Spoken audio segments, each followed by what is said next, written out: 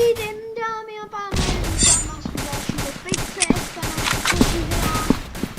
A my jdeme snipet lidi z minulého dílu, mám úplně stejnou mapu, bohužel. Takže docela smutný, ale doufám, že to nějak zvládnem.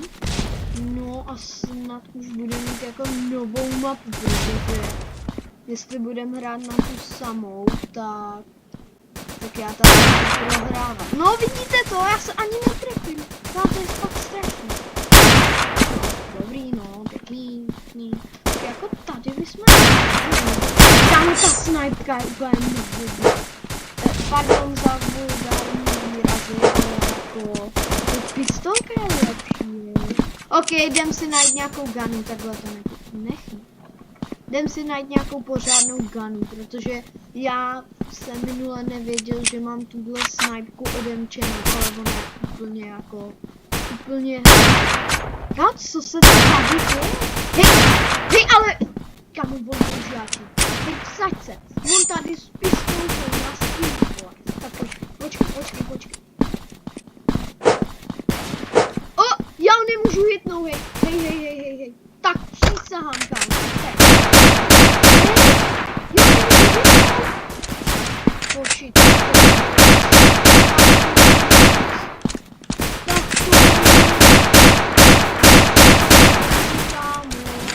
Tak to nedělej. Ej, jo, kámo. Počkej. Tak ty cápek zabil. Co se to tady děje? Beru. Tam jde. Totálně jeden.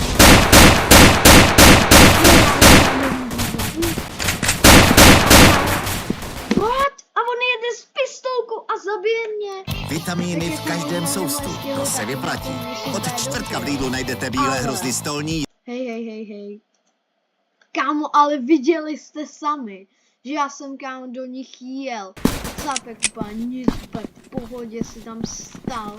Já potřebuji něco rychlého, zkusíme do něj naprat. No super, se to jde spamatovat. No dobrý no.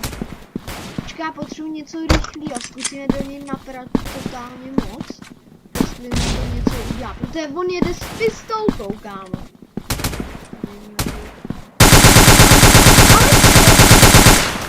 Co to je? Já do něj prostě jedu, kámo. A on nechce. Tak to ne. Dáte srandu. Tak proto mi tak nejde to místo. No co to je? No ale... Ale to má celý kámo.